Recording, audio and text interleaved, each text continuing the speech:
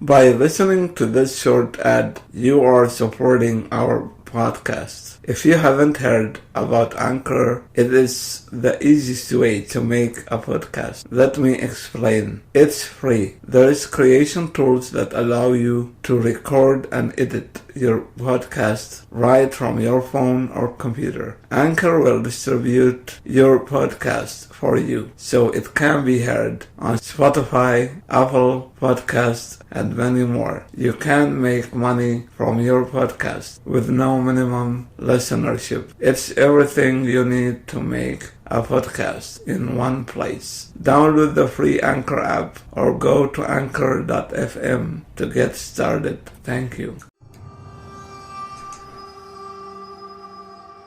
Welcome to another episode of The Scary Black Death. One of the major reasons why the bubonic plague spread in Europe and North Africa during the 14th century was the rise of the Mongol Empire, sometimes called the Tartars, and that because they established a stronger trade on what was called the Silk Road that was functioning between China and Central Asia and the continents of Europe and the Middle East long time ago before the rise of the Mongols. The Mongol peoples were united under Genghis Khan or Genghis circa 1167 to 1227 in the 13th century and created an empire that stretched from the western steppes to the Pacific Ocean. Mongols ruled China as the Yuan dynasty to 1368 and established Western Khanates that organized Central and Western Asia under the Great Horse. They re-established direct contact between China and the Western states of Islam and Christendom along the famed Silk Road, bringing a Pax Mongolica, Mongolian peace, to the vast area. At least one, probably several, fuchi of bubonic plague lay under the Mongols' control, and one or more of these were probably responsible for the second pandemic. A very recent genetic study appears to demonstrate that plague Yersinia pestis originated in China, and there is no reason that a reservoir would have relocated away from the region. Activity from this source may well have contributed to the disruption and chaos that led to the downfall of the Yuan a scant 2 decades after the Black Death began to the west. It also appears that a plague reservoir existed in the Black Sea region in or near the Crimea. Mongols controlled this area as well, in the form of the Golden Horde of the Kipchak Khanate. The story of the Mongol siege of Kaffa is told elsewhere, but Shamil Oglo believes the horde as a whole lost 20 to 45% of its population from the 1330s over the next few decades. Just as China left a scant record of its troubles, so too the horde provides nothing definitive about the rule of disease. It is clear, however, that the problems of Janibeg and his army metasized, creating great trouble for the Golden Horde, its leadership and military, 4 Western Turkic tribes, cousins of the Mongols, were devastated by the 1380s, leaving a vacuum for 4 tribes further east to migrate and settle as central authority disintegrated. One of the winners in this reshuffling was the Ottoman Turks of northeastern Anatolia, named for their leader Osman, died 1326. This also allowed for the rise of the great Timur the Lame, Tamerlane, or Tamerlang as it was called in the Middle East, which means the crippled, circa 1325 to 1405, who carved out an empire stretching from Ankara to Moscow to Delhi to Damascus. As Mongolian influence ebbed from its western frontiers, plague no doubt traveled to and through Mongol populations, but to date records have not disclosed the details. Now let us talk about the disease in Europe. Why Europe?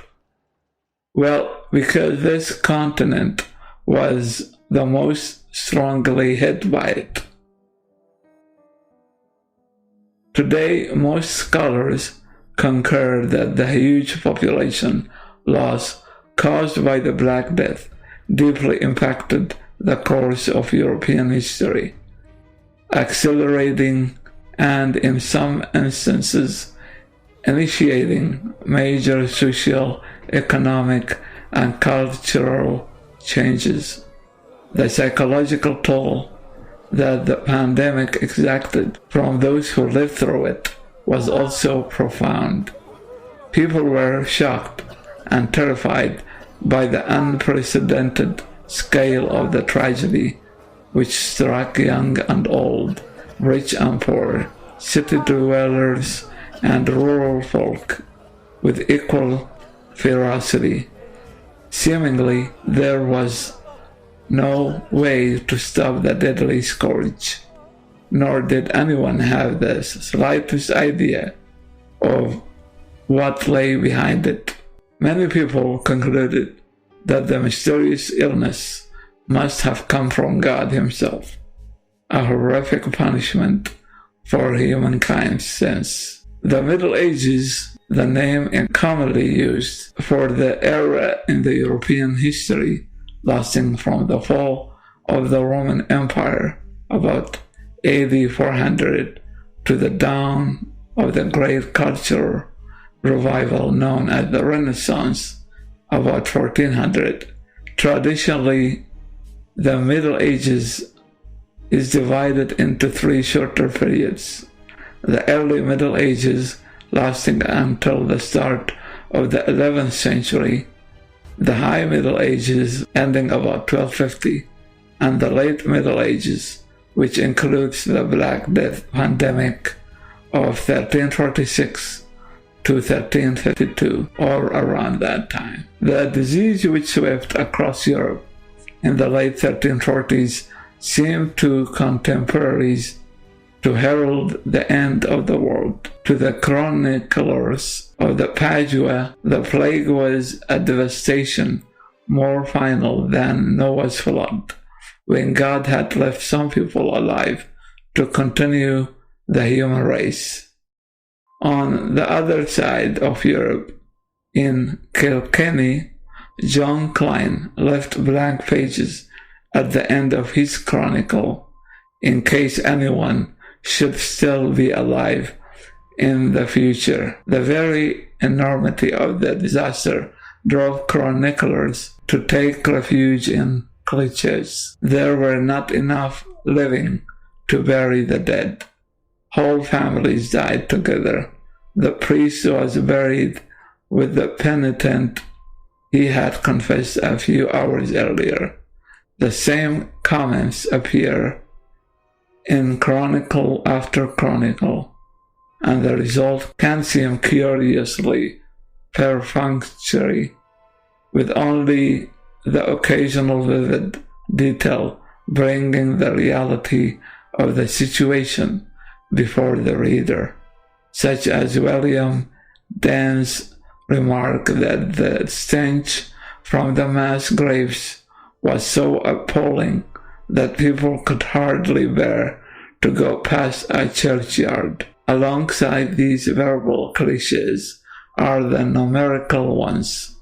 The most common claim was that scarcely a tenth of the population survived the plague. Other writers opted for 1 in 5.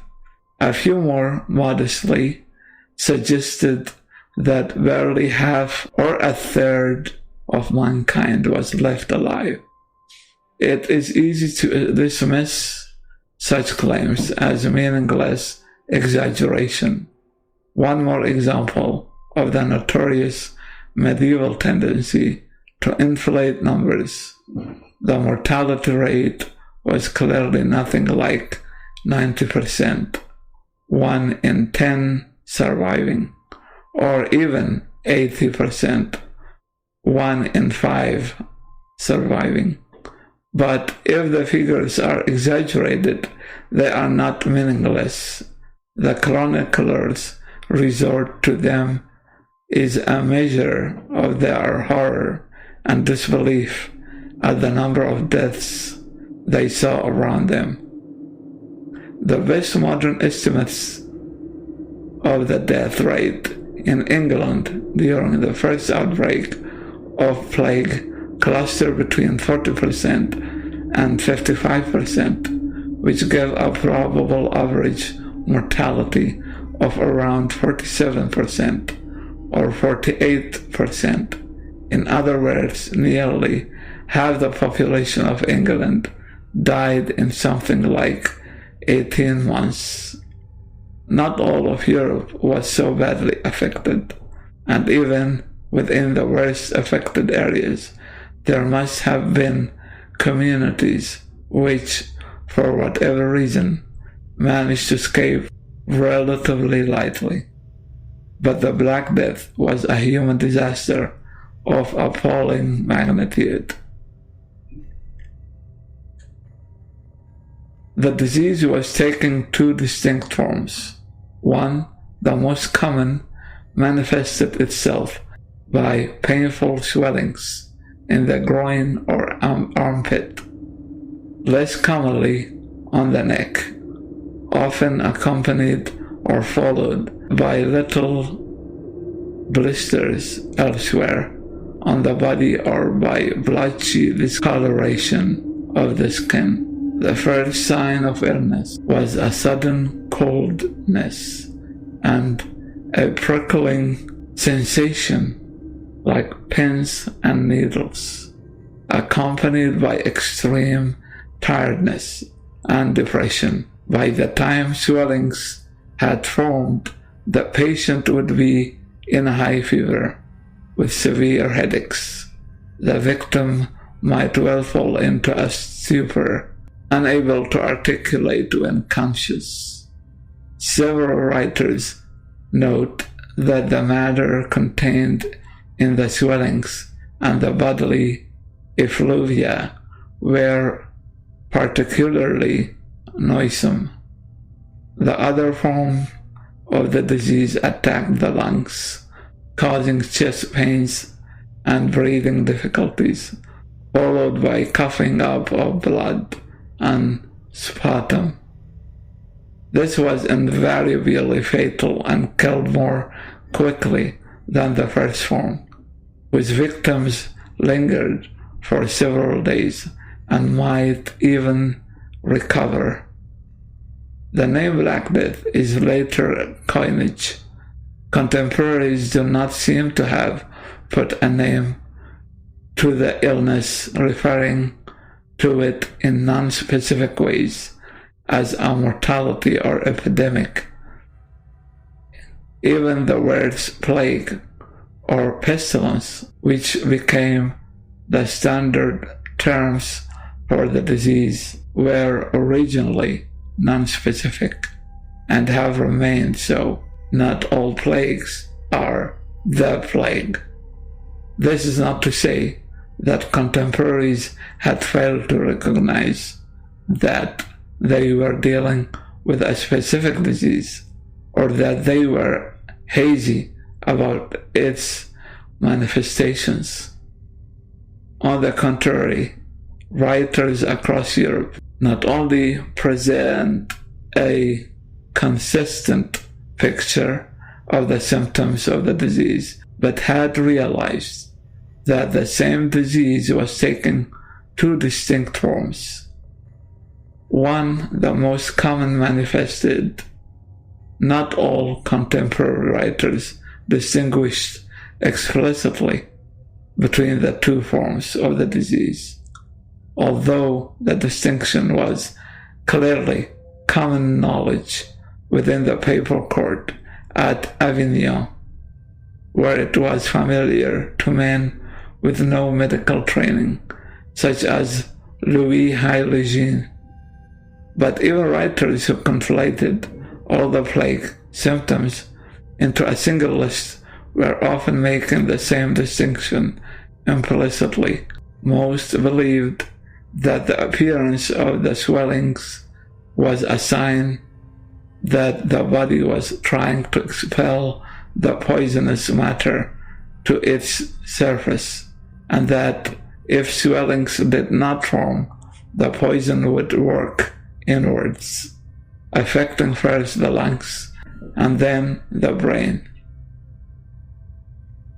They had recognized, in other words, that the swelling and the coughing up of blood from the lungs did not generally occur together.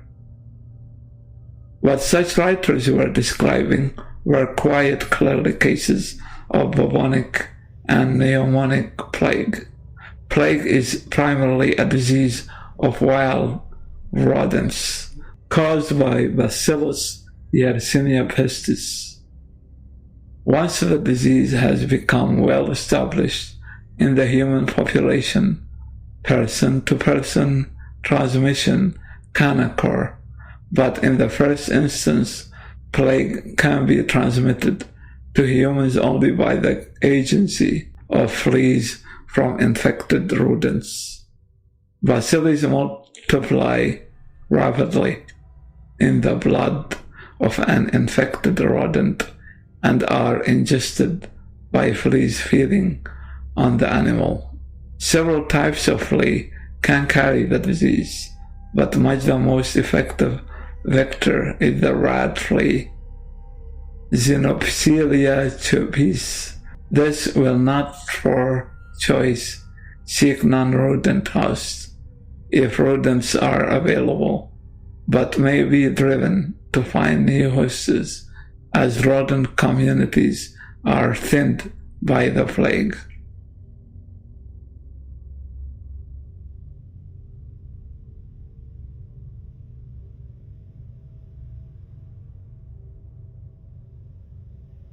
Under normal conditions, the plague makes the transition from rodents to humans relatively rarely, in part because the wild rodents in which the disease is endemic are unlikely to come into sufficiently close contact with people for their fleas to move across onto human hosts.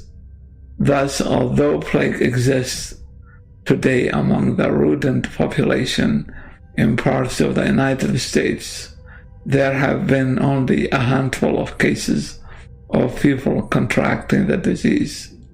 What seems to have happened in the mid-14th century is that ecological changes in Central Asia, where wild rodents formed a reservoir of the disease, drove the infected animals out of their existing habitats and into closer proximity to human settlement, allowing the disease to become endemic among the local rat population and facilitating the movement of the fleas to human hosts.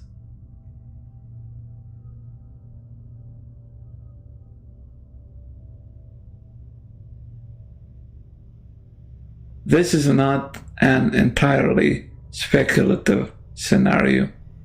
Islamic authors believed that the plague in the East was preceded by famines, floods, and earthquakes, and the highly colored stories of natural prodigies which appear in a number of European sources are garbled versions of the same belief. The very term daily life implies some level of normalcy, of routine, consistency, typicality, stability. But in plague time, this daily life was suspended for virtually everyone. For some, it meant abandoning everything and fleeing to a safe place. For others, shutting themselves up in their own homes to wait the epidemic out. Special diet and medicines that promised good health replaced regular fare at the table and travel restrictions, formal and informal, official and self-imposed, severely limited communications, and even simple shopping.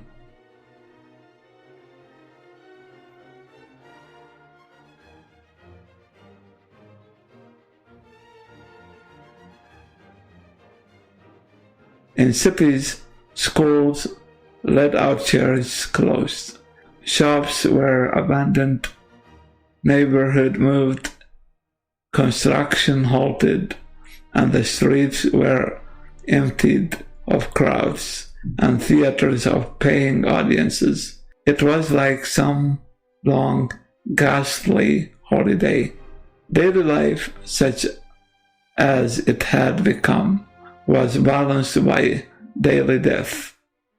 Acquaintances disappeared, and dreadful signs appeared on front doors, warning visitors away. The shouts of street vendors hawking their wares were replaced by the coarse calls of "bring out the dead."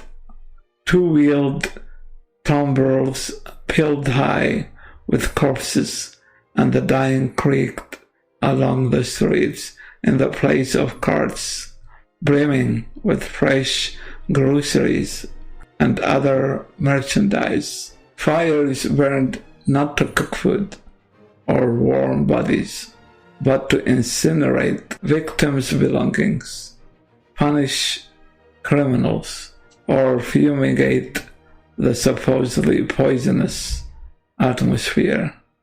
In the face of pestilence, people's faith in doctors and Catholic priests waned, and for many it shifted to self-help, medical books, and Protestantism. Yet, despite the reign of the King Death, life did go on as people altered their habits, assumptions, concerns, and routines to adapt to the extraordinary times. Despite their transformation by corpses, searchers, corpse bearers, fumigators, plague doctors, charlatans, gravediggers, and other denizens of plague time, churches, houses, streets, and roads, monasteries, city halls, hospitals, and other scenes of daily life retain some level of vitality. Sometime in the 1330s, plague slipped out of its isolated homelands in the vast expanses of Central Asia, while it may well have spread eastward into China and south into the Indian subcontinent.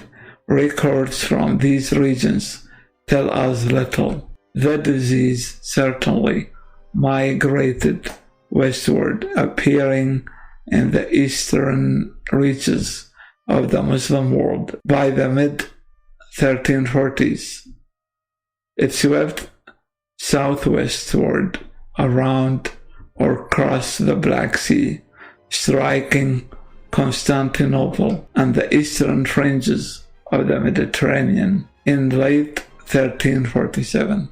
At this point, Muslims and Christians began recording what they understood of the plague's origins and early path, and the horrors to which they became unwilling witnesses. The pestilence traveled with merchants, caravans, armies, pilgrims, and diplomatic missions, and on ships loaded with goods and passengers. Plague broke out in Sicily, Marseille, Pisa, Genoa, and Alexandria.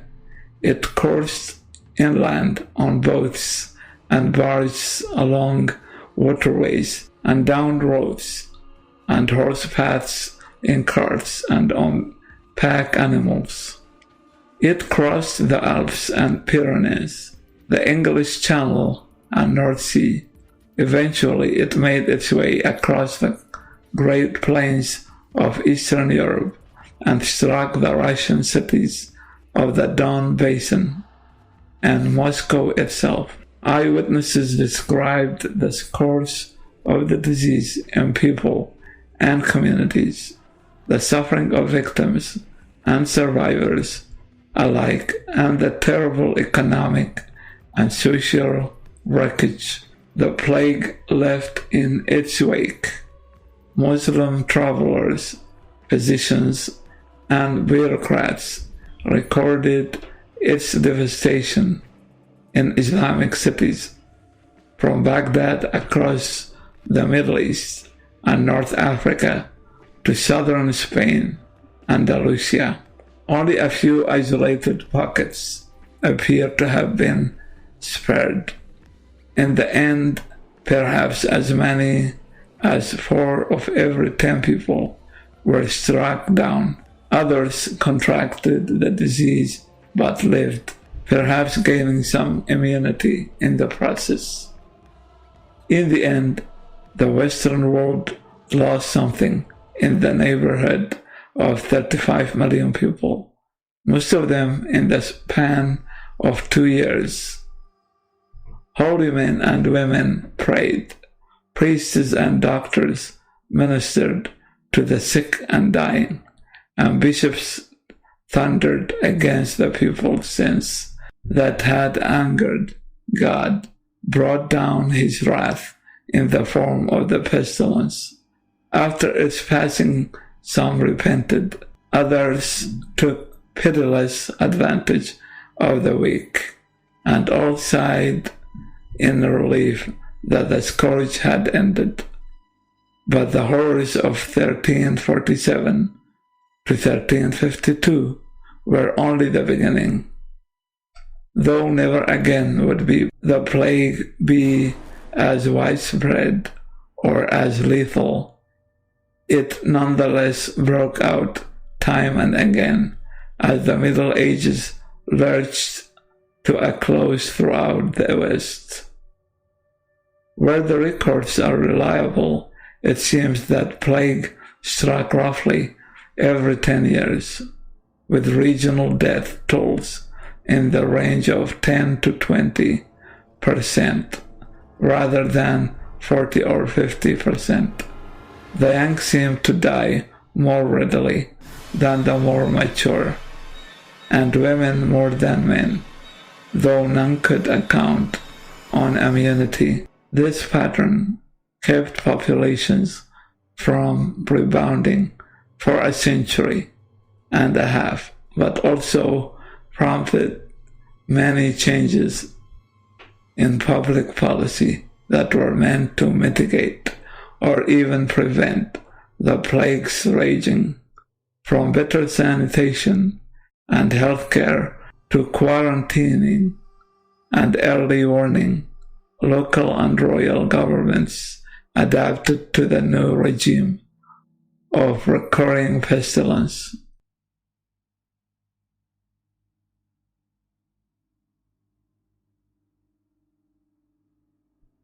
The medical profession, too, attempted to deal with the disease, but its theories and therapies were literally ancient and proved fruitless.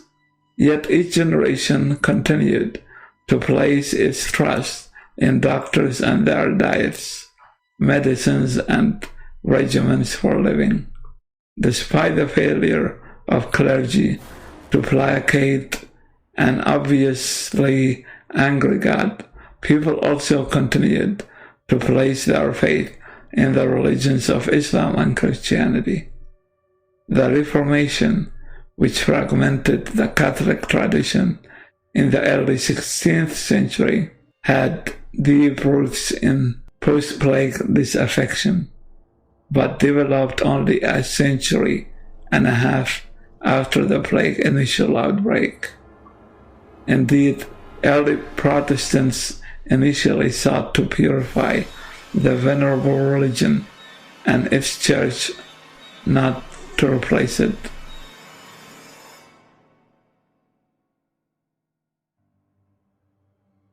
Why the plague was problematic for the church.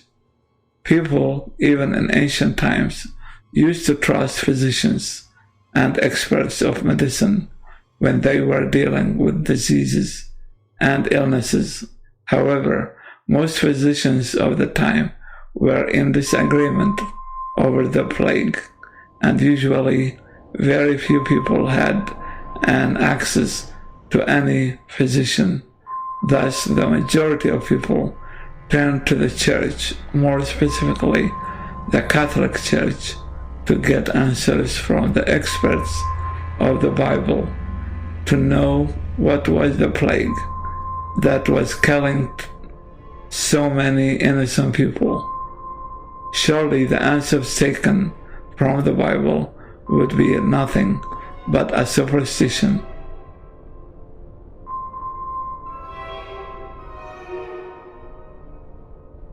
For Bible's people, it was a punishment or a warning to people to stay away from alcohol, wrong sexual behaviors, and women, as the Bible shows it. The earliest recorded plagues are those of the Old Testament. Exodus recounts in chapter 7 how the Lord God displeased with the Pharaoh's detention of the Israelites in Egypt, sent plagues to the land as a punishment. However, it should be noted that the term plague may not necessarily denote plague in its medical sense, and may in fact be simply a generic term for things going rather badly. Consider for a moment that 7 plagues of Egypt were famously non-bubonic, being successive afflictions of blood, frogs, gnats, flies, the death of the Egyptians in animals, boils, hails, and locusts, rounded off with darkness over the land, and the deaths of the firstborn. In 1 Samuel chapter 5, it is the turn of the Philistines. After capturing the Ark of the Covenant and taking it to the city of Ashdod, they discovered the Lord's displeasure. The Lord's hand was heavy upon the people of Ashdod and its vicinity. He brought devastation upon them and afflicted them with tumors. Verse 6. The Septuagint and Vulgate versions of the Bible make it clear what this plague is by adding quotation, and rats appeared in their land, and death and destruction were throughout the city. End of quotation.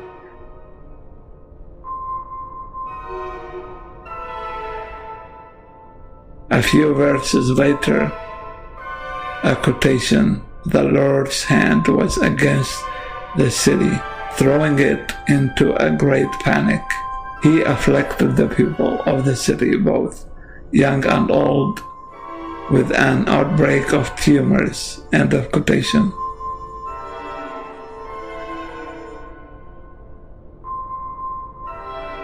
Once again, the Septuagint is more explicit by replacing tumors with tumors in the groin.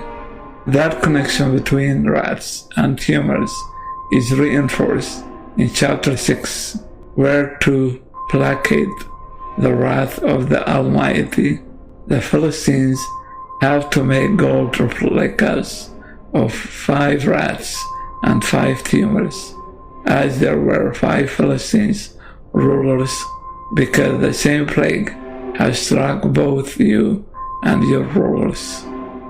End of quotation.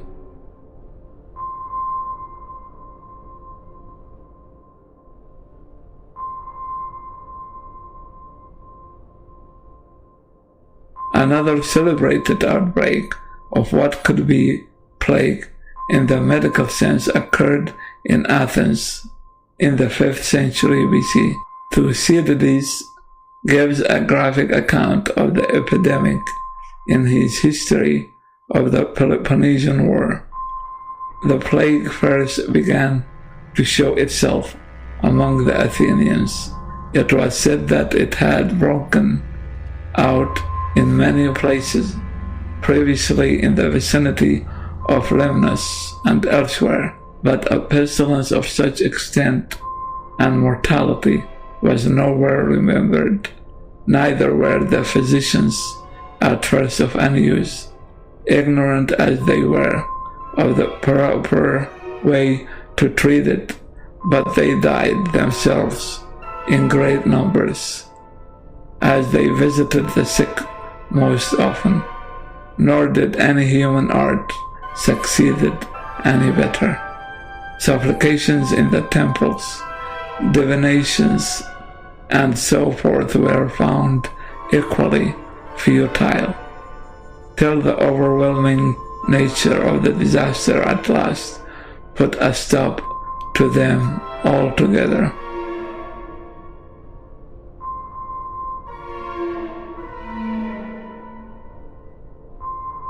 And the Greeks go on to describe the symptoms, which included a terrible fever, livid patches on the skin, and severe diarrhea.